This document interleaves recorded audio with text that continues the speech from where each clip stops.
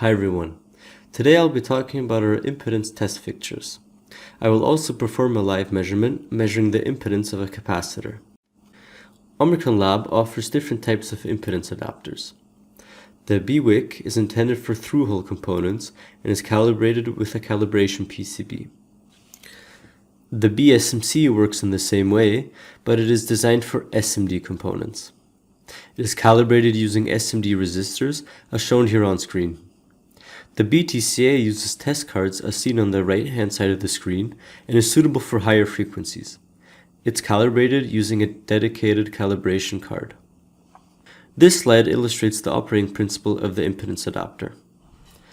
The source signal from the Bode 100 is routed through the adapter and applied to the device under test. The adapter uses both receiver channels to capture the signals needed for the impedance calculation.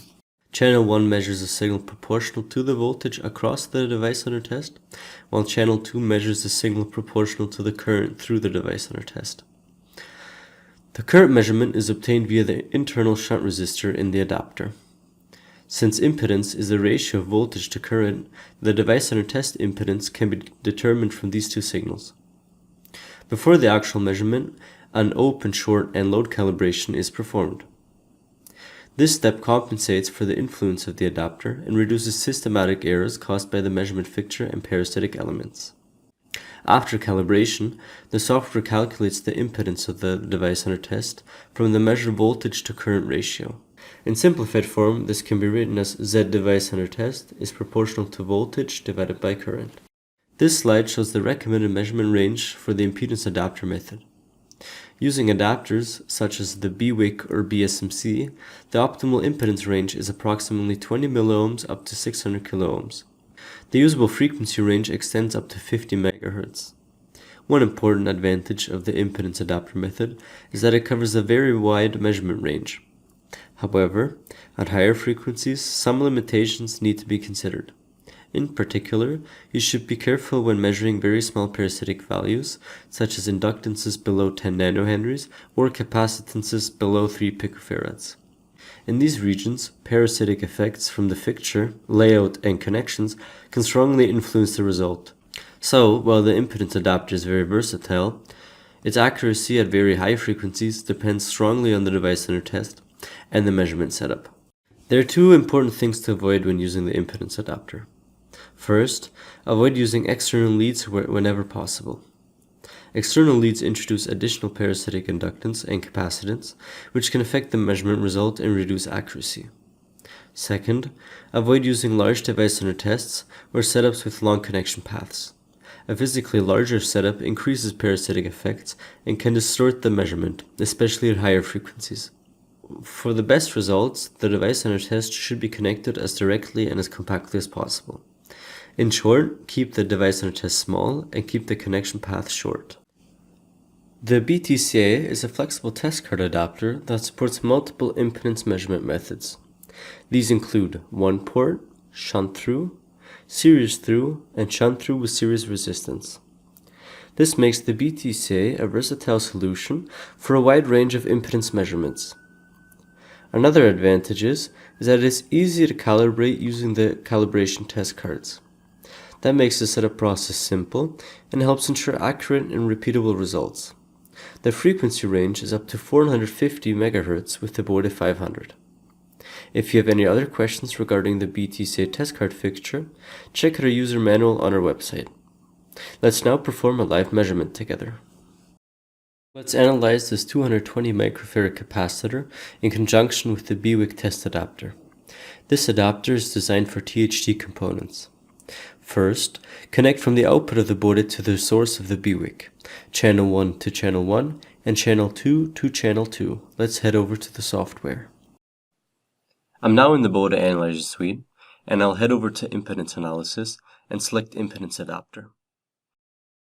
I'll leave the measurement settings as they are, and I'll choose the user range calibration.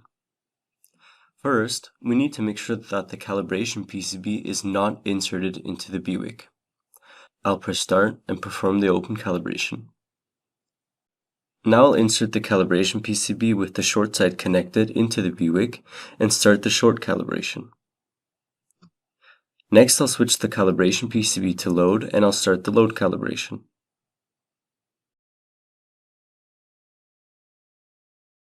Okay, the calibration has now been completed. I'll quickly start a single sweep to check that the calibration was successful.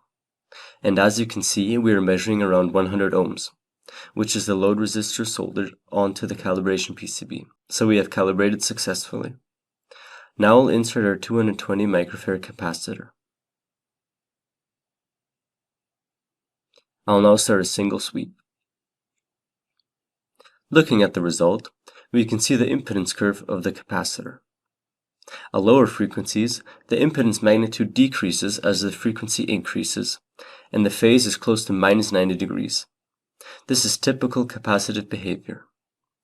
As the frequency increases, the phase starts moving towards 0 degrees. This shows that the capacitor is no longer behaving like an ideal capacitor, and the series resistance becomes more visible.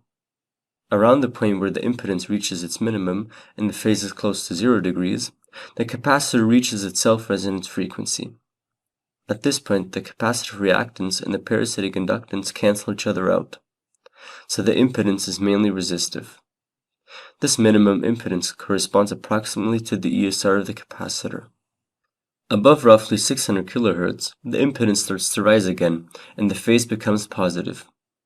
This means the capacitor is now behaving inductively, because the parasitic inductance, also called ESL, becomes dominant. Now let's look at the ESR more directly. I'll change the trace 1 format to RS. This shows us the equivalent series of resistance over frequency. As you can see, the ESR is not perfectly consistent. It changes depending on the frequency, which is typical for real capacitors. Before we finish, let's quickly summarize the most important points, starting with the impedance adapters. We saw that adapters such as the B-WIC and B-SMC provide a wide measurement range and are very useful when standard methods are not enough. We also looked at the basic operating principle. The adapter applies the source signal to the device under test, while the two channels measure signals proportional to the voltage and current. After calibration, the software calculates the device under test impedance from the ratio of those two signals. And finally, in the live measurement, we saw how this works in practice. That live example showed why the correct setup, calibration, and method selection are so important for getting meaningful results. So the key takeaway is simple. Choose the measurement method based on the device under test, the impedance range, and frequency range. If these match your setup, the measurement becomes much more reliable. Thanks for watching.